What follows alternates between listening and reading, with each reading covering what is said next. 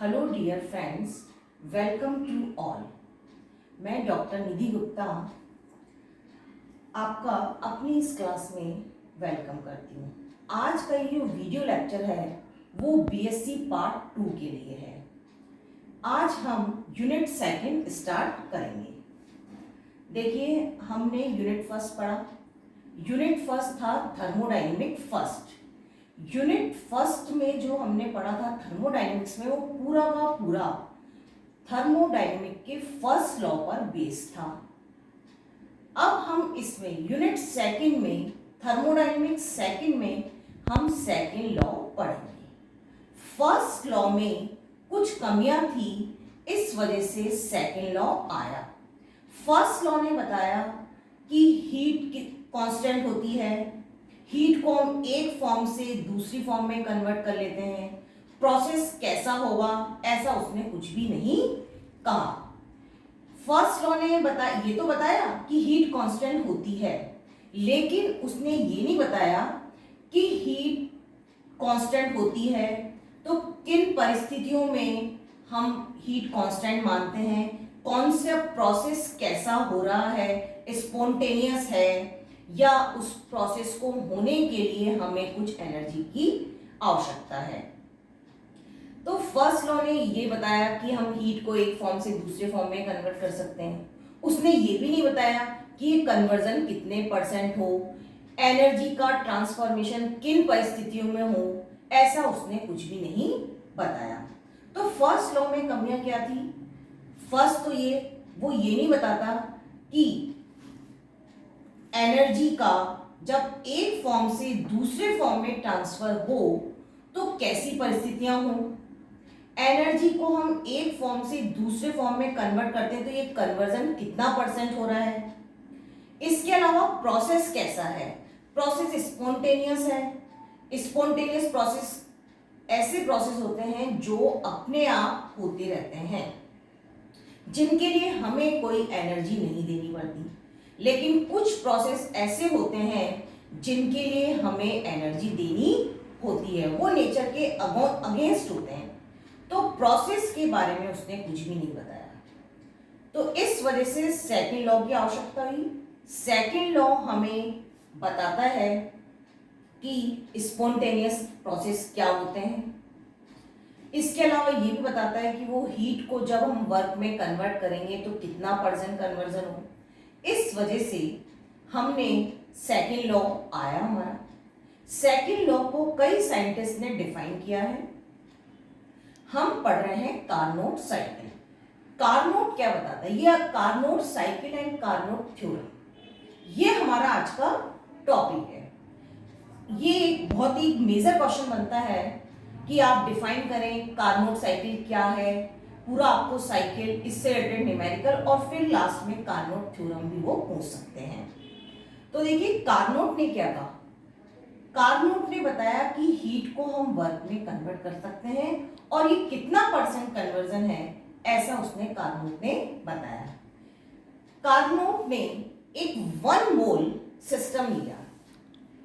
1 मोल हमारे पास एक गैसीय सिस्टम है, या हम यूं कहते हैं 1 मोल गैस एक सिलेंडर में भरी हुई है। सिलेंडर के ऊपर पिस्टन लगा हुआ है और एक साइकिल होता है। कार्नोट साइकिल जो है रिवर्सिबल साइकिल है। ये देखिए, सिस्टम यहां से स्टार्ट हुआ और ये वापस अपनी इनिशियल पोजीशन पे पहुंच गया। कार्नोट साइकिल एक रिवर्सिबल साइकिल है। कार्नोट साइकिल में 2 प्रोसेस होते हैं। एक तो होता है आइसोथर्मल और एक होता है एडियाबैटिक। कार्नोट साइकिल में 2 प्रोसेस हैं। एक बार एडियाबैटिक एक्सपांशन है, एडियाबैटिक प्रोसेस है, और एक बार आइसोथर्मल प्रोसेस है। 2 बार एक्सपांशन होता है गैस का, 2 बार कंप्रेशन होता है और सिस्टम वापस अपनी इनिशियल पोजीशन पे पहुंच जाता है। कार्नोट एक रिवर्सिबल साइकिल है।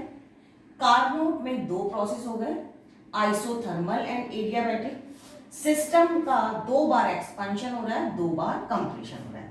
तो ये देखिए, इस तरह से ये एक डायग्राम बनाया हुआ है।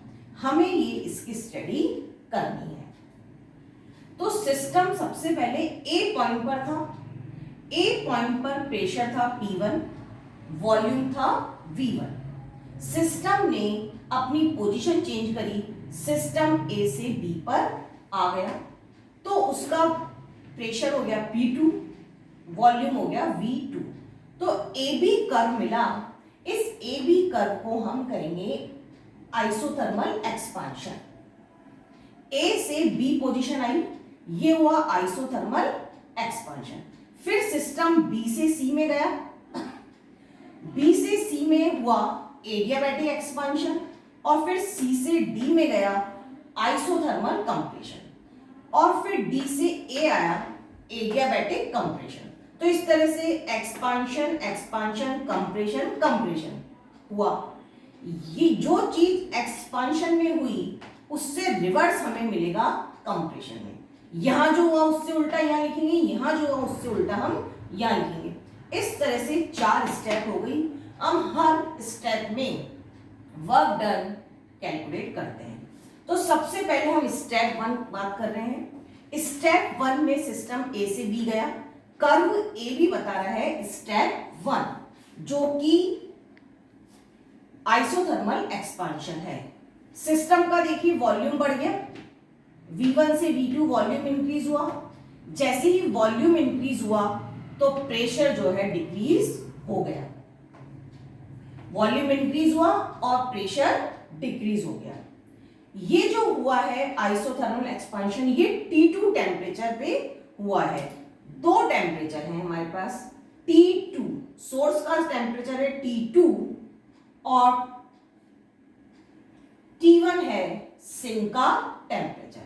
तो T2 टेम्परेचर पर ये हुआ हमारा isothermal expansion eight T2 temperature पे। जब भी आइसोथर्मल एक्सपांशन होता है तो यदि टेम्परेचर कांस्टेंट रहेगा तो चेंज इन इंटरनल एनर्जी 0 होगी, डेल्टा ई 0। अब यदि हम थर्मोडायनेमिक के फर्स्ट लॉ को देखें, फर्स्ट लॉ हमारा क्या कहता है, Q equals to delta E plus W. ये हमारा थर्मोडायनेमिक का फर्स्ट लॉ है, इससे ही हम सारे रिजल्ट निकालेंगे। यहां पे हम देख रहे हैं डेल्टा ई 0 है। 0 क्यों है? क्योंकि ये आइसोथर्मल एक्सपांशन है, टेम्परेचर कांस्टेंट है।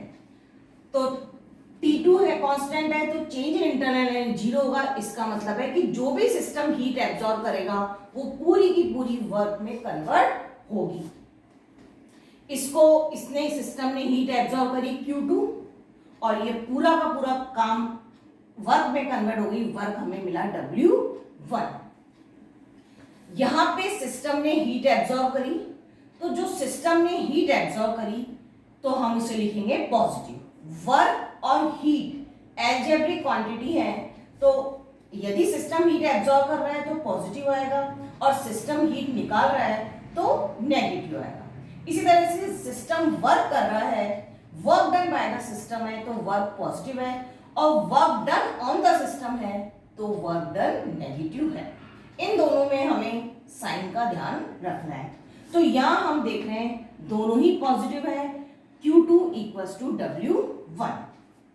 ये आइसोथर्मल है, आइसोथर्मल में ये वर्क डन होता है RT2 log V2 upon V1, और V2 की वैल्यू ज्यादा आएगी V1 से, तो हमें वर्क डन जो है पॉजिटिव मिलेगा। तो हमने स्टेप 1 के लिए वर्क डन कैलकुलेट कर लिया। इसके बाद आता है स्टेप 2। स्टेप 2 बता रही है कर्व BC। सिस्टम जो है, सिस्टम की पोजीशन चेंज हो गई। सिस्टम जो है V2 से V3 आया, अभी भी वॉल्यूम तो इंक्रीज हो रहा है, और P2 से इसका प्रेशर हो गया P3। अब देखिए क्या है, ये एडियाबैटिक एक्सपांशन है। तो एडियाबैटिक एक्सपांशन है तो इसमें होता है Q0। सिस्टम हीट एब्जॉर्ब नहीं करेगा बाहर से, Q0 मिलेगा। इसने कोई एनर्जी एब्जॉर्ब नहीं करी, कोई इसको एनर्जी नहीं मिली, तो ये, और इसने जो भी काम किया वो अपने खुद के खर्चे पर करा, ये गैस फैली, तो इसका टेम्परेचर जो है T2 से T1 हो गया, टेम्परेचर कम हो गया। तो देखिए यहाँ पे Q0 है, Q0 होने पर हम वही फर्स्ट लॉ लगाएंगे तो हमें मिल जाएगा W equals to minus del E। यहां हमें रिजल्ट मिला W equal to minus del E, internal energy में कमी आई, टेम्परेचर T2 से T1 हो गया। अब डेली हम लिख चुके हैं CV del T, del T में आता है फाइनल माइनस इनिशियल, तो फाइनल टेम्परेचर है हमारा T1, तो हमने इस तरह से लिख दिया। फिर हम जो है अंदर ले गए तो हमें मिल गया W2 equals to CV T2 minus T1। W1 भी पॉजिटिव था और W2 भी पॉजिटिव है, ये जो है एक्सपांशन बता रहे हैं। इसके बाद अब हम आ गए स्टेप 3 पे। कर्व जो है C से D पर आ गया, यहां पे आइसोथर्मल कंप्रेशन है, कंप्रेशन है तो गैस का वॉल्यूम कम हो गया, वॉल्यूम कम हो गया, सिस्टम में कंप्रेशन हुआ तो हीट बाहर निकली। ये जो हुआ आपका देखिए T1 टेम्परेचर पे हुआ, हीट बाहर निकली, इसलिए हमने लिख लिया माइनस Q1, क्योंकि हीट बाहर निकल रही है। और जो भी वर्क डन होगा उसको हम लिखेंगे नेगेटिव, क्योंकि अब जो है एक्सपांशन नहीं हो रहा, अब जो है कंप्रेशन हो रहा है, सिस्टम पर काम किया जा रहा है। और यूं भी हम देख लें जब वॉल्यूम कम होगा तो ये चीज हमें नेगेटिव मिलेगी। तो इस तरह से हमें ये मिला स्टेप 3 का वर्क डन। इसके बाद अब देखिए आप स्टेप 4। स्टेप 4 में देखिए ये है सिस्टम जो है डी से ए पर पहुंच गया, वापस अपनी जो है इनिशियल स्टेट पर पहुंच गया। ये जो है एडियाबैटिक कंप्रेशन है, ठीक है। तो Q इक्वल्स टू 0 होगा और देखिए यहां पे टेम्परेचर था T1, तो जैसे ही कंप्रेस हुआ तो टेम्परेचर हो गया T2। तो देखिए यहां पे वही फर्स्ट लॉ के according delta E equals to Q1 minus W, क्योंकि वही वर्क डन नेगेटिव आएगा, तो इस तरह से ये CV T2 माइनस T1 हो जाएगा। फाइनल टेम्परेचर है T2, क्योंकि T1 से T2 हुआ तो हमें ये वर्क डन मिला है। यहां हमने माइनस लगा लिया, तो अब हम दोबारा माइनस नहीं लगाएंगे, ये आ तो पॉजिटिव ही रहा है लेकिन ये वर्क डन भी कौन सा है, नेगेटिव। तो ये हमारा हो गया 4th स्टेप में वर्क डन। इस तरह से हमने चारों प्रोसेस में वर्क डन, चारों स्टेप में हमने वर्क डन कैलकुलेट कर लिया है। अब हम निकालेंगे टोटल वर्क। अब टोटल वर्क के लिए हम क्या करेंगे, इन सबको हम ऐड कर देंगे। Total work, net work is equal to W1 plus W2 plus W3 plus W4। जब हम इस तरह से लिखेंगे तो हम देखेंगे दो की वैल्यू सेम आ रही है, W2 और W4 आपके कैंसिल हो जाएंगे और फिर हमें जो है इस तरह से नेट वर्क डन मिल जाएगा। ये हमने निकाला नेट वर्क डन। अब हम निकालेंगे नेट हीट। नेट हीट क्या है, Q इक्वल्स टू सिस्टम की नेट हीट निकलेगी Q इक्वल्स टू Q2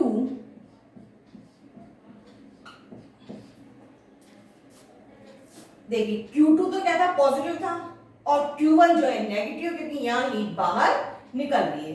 तो इस तरह से Q इक्वल्स टू करेंगे हम, तो इस फॉर्मूले से हम वही Q2 और Q1 की वैल्यू रखेंगे।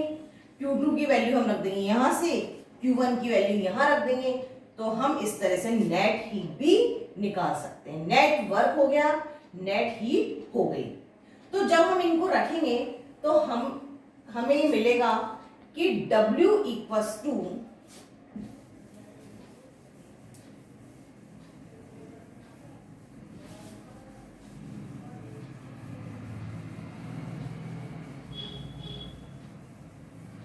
हमने ये देखा कि हमें रिजल्ट मिल रहा है net work is equal to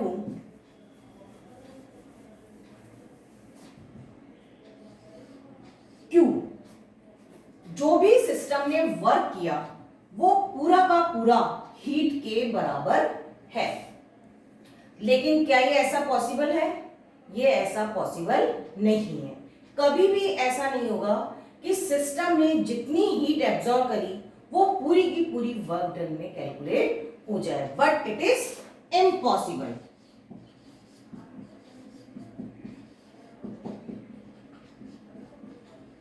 ये पॉसिबल नहीं है।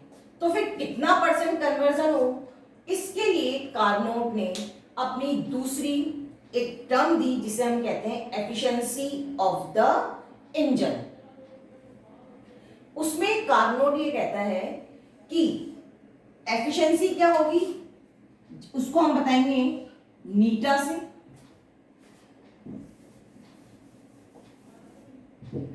टोटल वर्क और इसका रेशियो, जो सिस्टम ने हीट एब्जॉर्ब करी और जो वर्क डन किया, W upon Q2, net work upon net जो उसने सिस्टम ने हीट एब्जॉर्ब करी, ये जो रेशियो है वो कहलाता है नीटा, efficiency of the engine. System ने जो हीट करी उसका कितना परसेंट वर्क हुआ, तो W अपॉन Q2। अब एफिशिएंसी हम कैसे निकालेंगे, W की वैल्यू लिखेंगे नेट वर्क और Q2 की वैल्यू लिखेंगे, फिर जो कैंसिल हो रहा है उसे कैंसिल कर देंगे। तो इस तरह से एफिशिएंसी आई T2 minus T1 upon T2। ये आई। हमेशा आप देखोगे T2 की वैल्यू T1 से ज्यादा है, तो ये जो चीज है वो हमेशा हमें एक से कम मिलेगी। तो हम कह सकते हैं इंजन की एफिशिएंसी हमेशा 100% से कम होगी।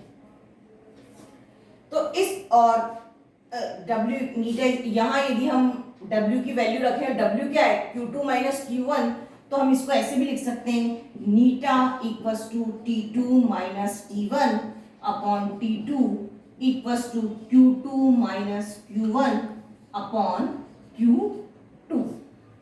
तो आपको इस फॉर्मूले से रिलेटेड कई क्वेश्चन भी इसमें आपको एग्जाम में मिल सकते हैं, जिसमें वो एफिशिएंसी निकाल सकता है। कभी वो सोर्स का टेम्परेचर दिया है तो सिंक का टेम्परेचर पूछ सकता है। तो ये जो एफिशिएंसी है वो हमेशा 1 से कम होगी, इंजन की दक्षता हमेशा 100% से कम होगी। इसके बाद आपका है कार्नोट थ्योरम। तो ये आपका हो गया कार्नोट साइकिल, जिसमें आप हमने हर स्टेप का वर्क डन निकाला, W1 निकाला, W2, W3, W4, फिर नेट वर्क निकाला और फिर हमने नेट हीट निकाली। इनका जो रेशियो है उस रेशियो से हमने एफिशिएंसी निकाली। इसके बाद आता है कार्नोट थ्योरम। लेकिन कार्नोट थ्योरम समझने से पहले हमें characteristic of a reversible cycle पता होना चाहिए। तो रिवर्सिबल साइकिल के कैरेक्टरिस्टिक क्या है, देखिए रिवर्सिबल साइकिल है, उसमें 2 स्टेप होंगे, एक होगा फॉरवर्ड, एक होगा रिवर्स। तो जो चीज फॉरवर्ड में पॉजिटिव है, यदि सिस्टम ने फॉरवर्ड में हीट एब्जॉर्ब करी तो रिवर्स में वो हीट बाहर निकालेगा।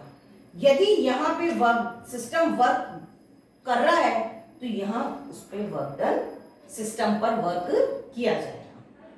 तो ये अपना कंप्लीट हो गया है। इसके बाद मैं नेक्स्ट टर्न पे आपको कार्नोट थ्योरम एक्सप्लेन करूंगी। Thank you. कितनी देर की बनी?